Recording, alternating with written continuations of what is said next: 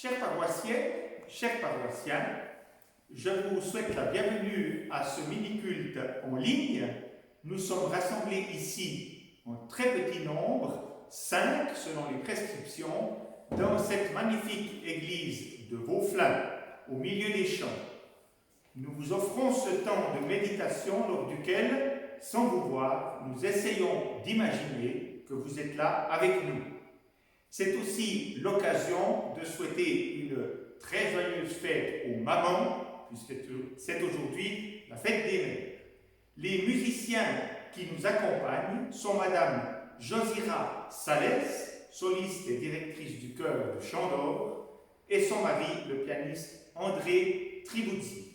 Sans plus attendre, je passe la parole à Madame Véronique Grosjean, notre présidente de paroisse, qui nous lit l'Évangile du jour.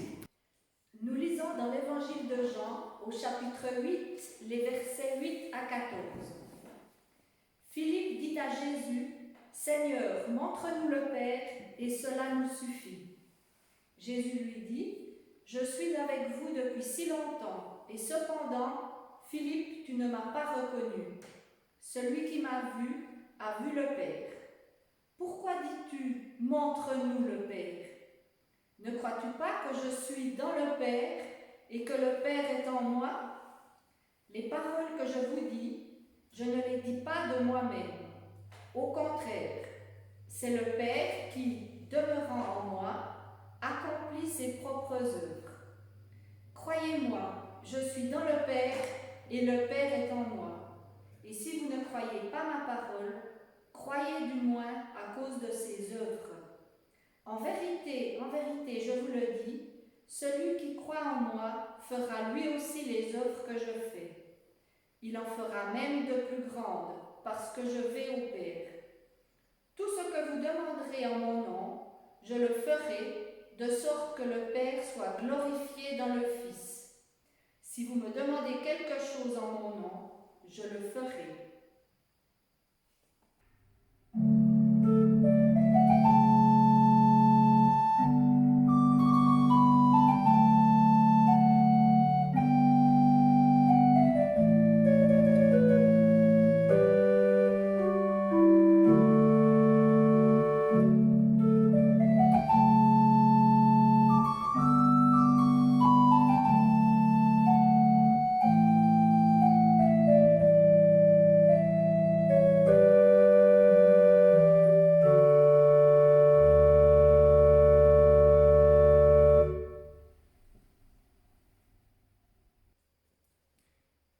La paix complète n'arrive jamais sur cette terre. Nous avons beau essayer de la rechercher, mais toujours de nouveaux tracas se présentent dans l'existence. Avant la retraite, nous avons des soucis professionnels. Après la retraite, ces soucis diminuent, mais voilà que parfois, souvent, des ennuis de santé arrivent. Et de plus, nous nous faisons la plupart du temps un grand souci pour des choses qui n'arriveront jamais, des soucis inutiles. Nous nous demandons par exemple comment se passera notre mort, et nous ne pouvons évidemment pas le savoir. Ou bien nous nous faisons du souci pour des événements qui nous inquiètent mais qui n'arriveront jamais. Ou bien encore nous nous faisons du souci pour ce que les autres pensent de nous. Et voilà que l'Évangile, dans le texte que nous avons lu, nous place devant une affirmation révolutionnaire. Je suis dans le Père et le Père est en moi. Cette simple phrase-là, c'est la levée, la suppression, justement, de toutes nos inquiétudes. C'est l'infinie relation de l'homme avec Dieu, avec le Père, c'est l'établissement d'une confiance infinie dans la foi. Mais justement, ce qu'il est spécial de comprendre dans la foi chrétienne, c'est que cette confiance infinie en Dieu ne supprime pas ce dont j'ai parlé avant, c'est-à-dire les tracas de la vie. Et c'est bien pour ça que les disciples, dans le texte que nous avons entendu, ne comprennent pas ce que Jésus leur dit, car ils ne voient pas comment la paix du Christ, je suis dans le Père et le Père est en moi, peut se translater sur leur propre existence. Et à vrai dire, nous non plus, nous ne comprenons pas, parce que nous sommes encore débordés par les inquiétudes de la vie qui assez régulièrement étouffent notre foi. D'une certaine manière, nous désespérons de croire. Selon la belle formule des stoïciens, il nous arrive la plupart du temps de désirer ce que nous n'avons pas et de ne pas désirer ce que nous avons. Voilà peut-être une expression simple des contradictions de la vie humaine, et l'Évangile répond à ces contradictions par une phrase paradoxale. Le Père est en moi et je suis dans le Père. Logiquement, cette phrase ne fonctionne pas. Prenez par exemple cet œuf de Pâques qui contient un parfum. Eh bien, il est impossible, si le parfum se trouve dans l'œuf de Pâques, que l'on mette maintenant l'œuf de Pâques dans le parfum. Le parfum ne peut pas être dans l'œuf de Pâques si l'œuf de Pâques est dans le parfum. De même, si le Fils est dans le Père ne peut pas être dans le Fils. Il y a donc une contradiction dans la parole même de l'Évangile.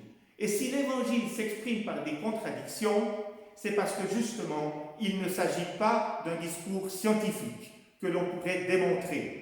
Il s'agit d'un discours paradoxal qui fait éclater notre logique et qui nous amène à penser l'impensable, à penser ce qui nous dépasse, le monde merveilleux. Et c'est justement le choc entre nos soucis terrestres et l'irruption de cette confiance infinie qui produit le miracle de la foi chrétienne qui, encore je le précise, ne nous arrache pas à notre psychologie, ne nous libère pas de nos soucis quotidiens.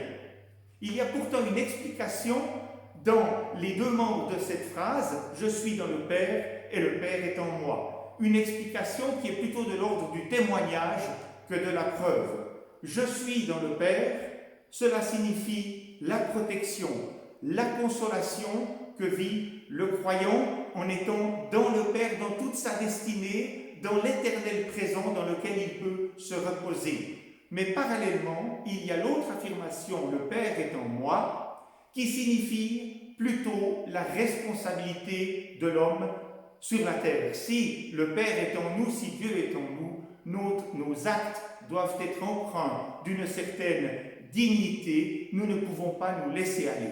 La magnifique conclusion de cette interprétation de la phrase « Je suis dans le Père est en moi », c'est que la foi chrétienne conjugue à la fois l'infinie consolation et la responsabilité de l'être humain de faire face aux épreuves de la vie. Amen. Nous écoutons maintenant les musiciens qui nous jouent et chantent le cantique Alléluia 44-14, Ô prends mon âme.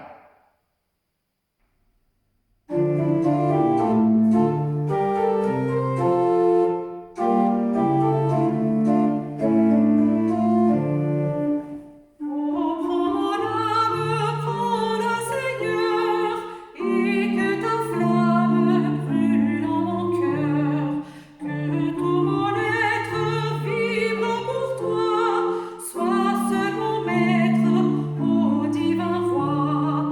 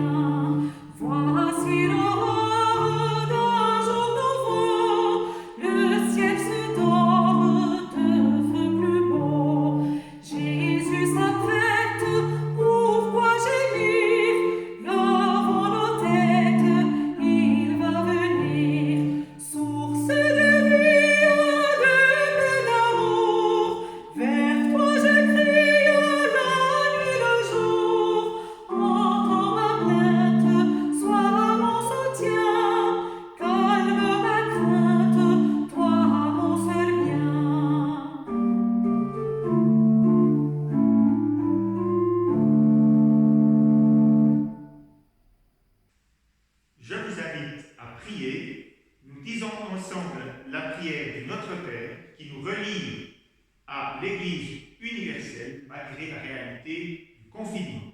Nous prions. Notre Père qui es aux cieux, que ton nom soit sanctifié, que ton règne vienne, que ta volonté soit faite sur la terre comme au ciel.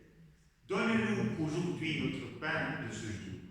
Pardonne-nous nos offenses, comme nous pardonnons aussi à ceux qui nous ont offensés, et ne nous laisse pas entrer dans la tentation, mais délivre-nous du mal, car c'est à toi qu'appartiennent le règne, la puissance et la gloire au siècle des siècles. Amen.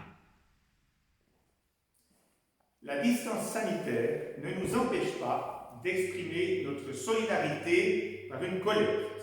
Nous vous invitons donc à verser vos dons sur le compte de la paroisse réformée de Ronchâtel, le numéro CCP 10 701 829-6. Vos dons sont entièrement dédiés à soutenir les œuvres missionnaires de la paroisse en Suisse et à l'étranger.